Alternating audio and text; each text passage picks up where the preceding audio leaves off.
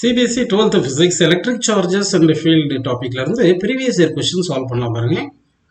The SI unit of electric field கேட்டிருக்காங்க. நமக்கு force equal to இக்யூன்னு ஒரு ஃபார்முலா தெரியும். அப்போ இ இஸ் ஈக்குவல் என்ன வரும்? எஃப் பை கியூன்னு வருது. ஃபோர்ஸுக்கு நியூட்டன், கியூக்கு வந்து coulomb. So newton per coulomb ஒரு ஆன்சர் கரெக்டாக இருக்குது. அடுத்து வந்து electric field is equal to potential difference by distance, அதாவது நெகட்டிவ் பொட்டன்ஷியல் கிரேடியன்ட்னு ஒரு ஃபார்முலா தெரியும் நமக்கு. அப்போ வோல்ட் இது டிஸ்டன்ஸ் வந்து மீட்டர் வருது. So volt per metre is the correct answer. அப்போ option B and D both are கரெக்ட்னு வருதுப்பா. ஸோ 21க்கு பி அண்ட் டி ஆர் கரெக்ட்னு எடுத்துக்கலாம். ஓகேங்களா? அடுத்த கொஸ்டின் பாருங்க. Electric intensity due to an electric dipole varies with the distance r as e directly proportional to r power n where n is equal to கேட்குறாங்க. அப்போ வந்து ஒரு நெகட்டிவ் பாசிட்டிவ் சார்ஜ் ஈக்குவலண்ட் ஆப்போசிட்டாக இருந்துச்சுன்னா அது electric dipole.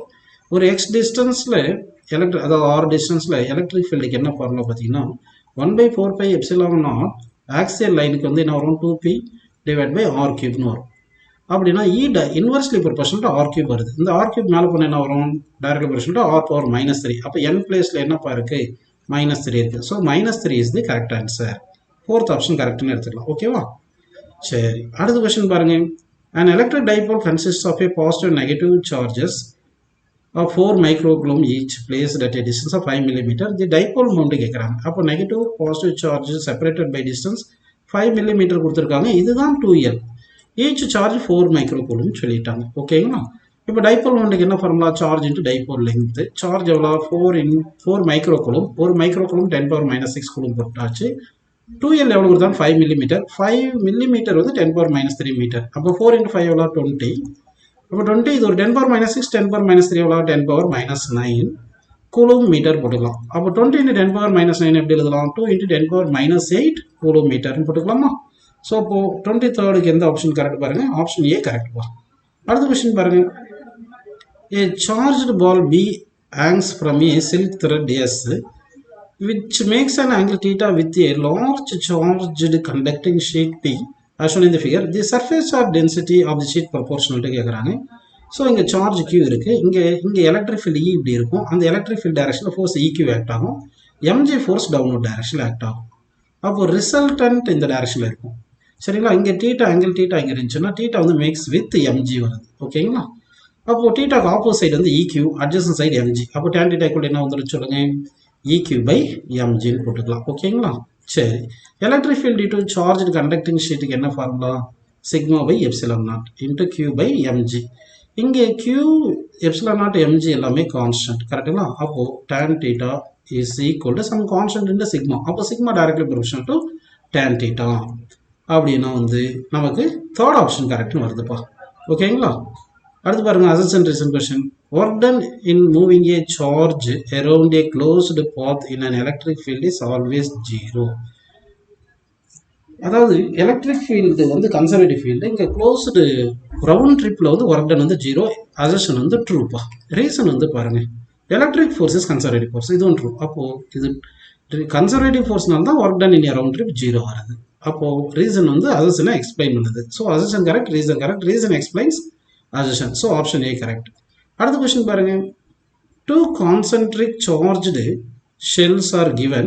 The potential difference between the shells depends on the inner charge.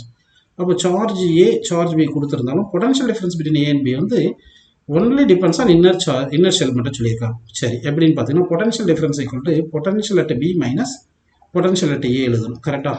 Potential at பிக்கு என்ன வரும்னா, சப்போஸ் பியில் சார்ஜ் கியூபி கொடுத்துருக்கீங்க, ஏல சார்ஜ் கியூபி கொடுத்துருந்தீங்கன்னா பாயிண்ட் பியில் பொட்டன்ஷியல் என்ன வரும்னு பார்த்தீங்கன்னா K QP divide by radius plus K Q A by radius. R வந்து minus K Q A by radius வந்துட்டு minus K Q B by radius. அதாவது என்ன பண்ணியிருக்கோன்னா, இது வந்து பொட்டன்ஷியல் அட் பிக்கு வந்து பியில் இருக்கிற சார்ஜ், அதாவது பியுடைய ரேடியஸ் வந்து ஸ்மால் ஆர்னு போட்டுக்கலாம். ஏக்கு வந்து ரேடியஸ் கேபிட்டல் ஆர் போட்டிங்கன்னா அப்போது செகண்ட் ஸ்பியரில் பியில் இருக்கிற சார்ஜ்னால வந்து கேக்யூ பை ஸ்மால் ஆர் அதனோட ரேடியஸ்.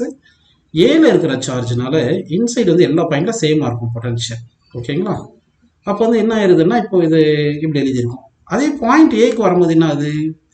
பாயிண்ட் ஏல பொட்டன்ஷியல் பார்த்தோன்னா பிக்கும் ஏக்கும் வந்து எல்லாமே சென்ட்ரலில் இருக்கிற மாதிரி சார்ஜஸ் தான் கேபிட்டல் ஆர் தான் வருது. இப்போ இதை சப்ராக்ட் பண்ணால் இது கேன்சல் ஆயிடுது.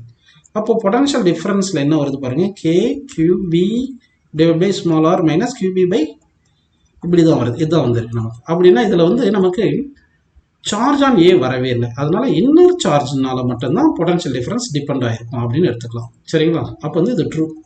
ரீசன் பாருங்க, potential due to charge of outer shell remain same at every points. Same at every points இங்கே இருக்குது தானே, பிலையும் ஏலையும் சேம் அட் பாயிண்ட்ஸ் தானே எடுத்து பண்ணியிருக்கோம், அதனால ரீசனும் ட்ரூ. அப்போ ரீசன் எக்ஸ்பிளைன்ஸ் அசெஷன் போட்டு நமக்கு வந்து ஆப்ஷன் என்ன போட்டுக்கலாம், ஏ கரெக்ட்னு போட்டுக்கலாம்ப்பா. சரிங்களா? Assertion correct, reason explains assertion போட்டுக்கலாம். அடுத்த கொஸ்டின் பாருங்க. The electrostatic force between the plates of a charged isolated capacitor decreases when dielectric field fills whole space between them. அதாவது ஒரு கெப்பாசிட்டர் எடுத்துக்கிறீங்க, இங்கே பாசிட்டிவ் சார்ஜ் நெகட்டிவ் சார்ஜ் இருக்கும்போது இங்கே electric field இருக்கும், எலக்ட்ரிக் ஃபீல்ட்னால தான் ஃபோர்ஸ் ஆக்ட் ஆகுது. இப்போ இங்கே டயலக்ட்ரிக் மீடியம் இன்சர்ட் பண்ணிங்கன்னா எலக்ட்ரிக் ஃபீல்ட் இன் மீடியம் வந்து electric field in vacuum by K times வரும். அப்போது எலக்ட்ரிக் ஃபீல்ட் இன் மீடியம் வந்து குறைஞ்சிருது. அப்போ குறைஞ்சுன்னா ஃபோர்ஸ் என்ன ஆகும், ஃபோர்ஸ் ஈக்குவல் ஈக்யூ தானே, அப்போ ஈ குறைஞ்சா ஃபோர்ஸ் குறைஞ்சிரும். அப்போ இங்கே டிக்ரீஸாக சொல்லியிருக்காங்க, true. The electric field between the reason between the plates of a charged isolated capacitor increases when the dielectric fills whole space between them.